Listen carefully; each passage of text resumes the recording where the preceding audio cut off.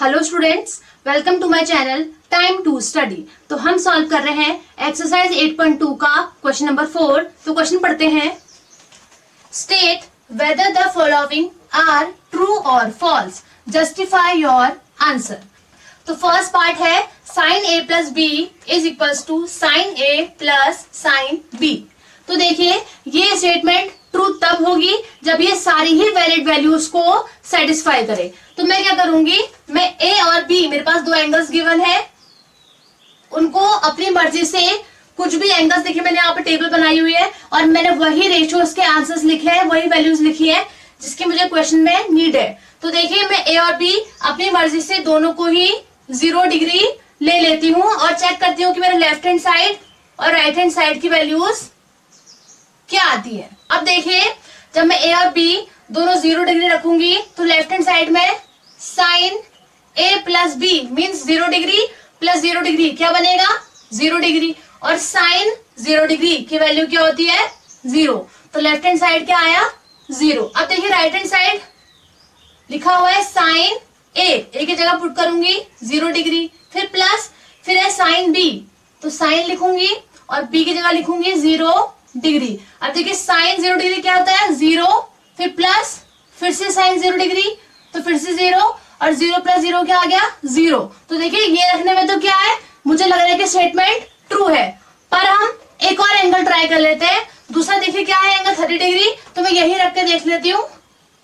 ए और बी दोनों मैंने क्या ले लिया 30 डिग्री। तो देखिए लेफ्ट हैंड साइड ए प्लस बी मीन्स 30 प्लस 30 कितना होगा 60 डिग्री, और साइन 60 डिग्री की वैल्यू क्या होती है √3/2।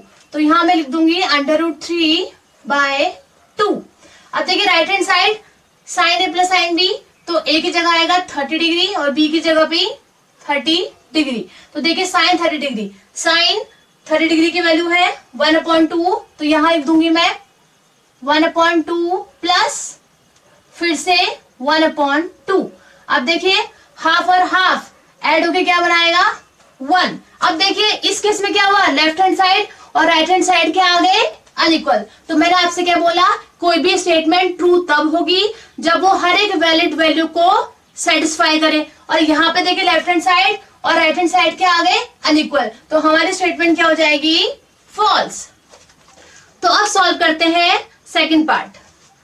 तो स्टेटमेंट देखिए, the value of sine theta increases as theta increases.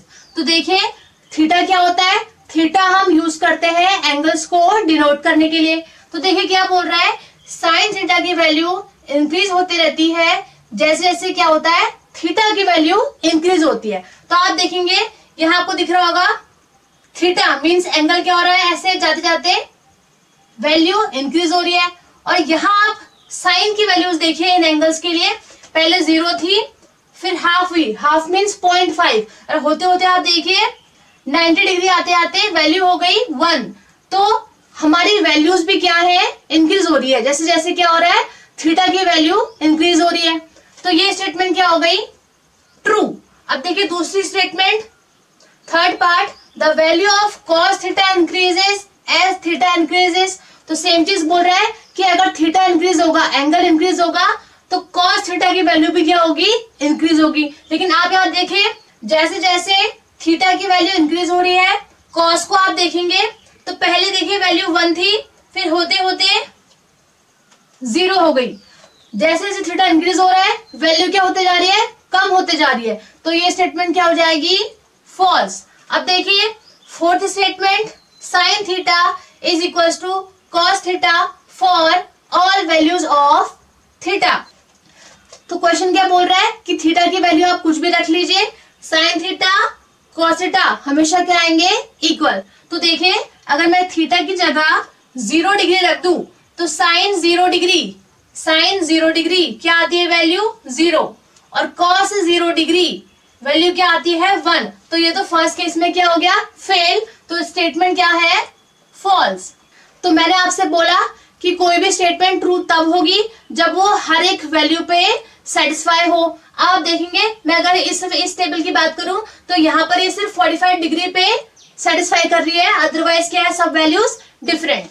तो देखिए पार्ट है cot A is not defined for A is equals to 0 degree. तो अगर मैं एंगल को ले लो 0 डिग्री तो cot A की वैल्यू क्या है, नॉट डिफाइंड। तो यहाँ मैं टेबल में चेक करती हूँ, cot 0 डिग्री क्या है वैल्यू, नॉट डिफाइंड। तो ये स्टेटमेंट क्या हो गई, ट्रू।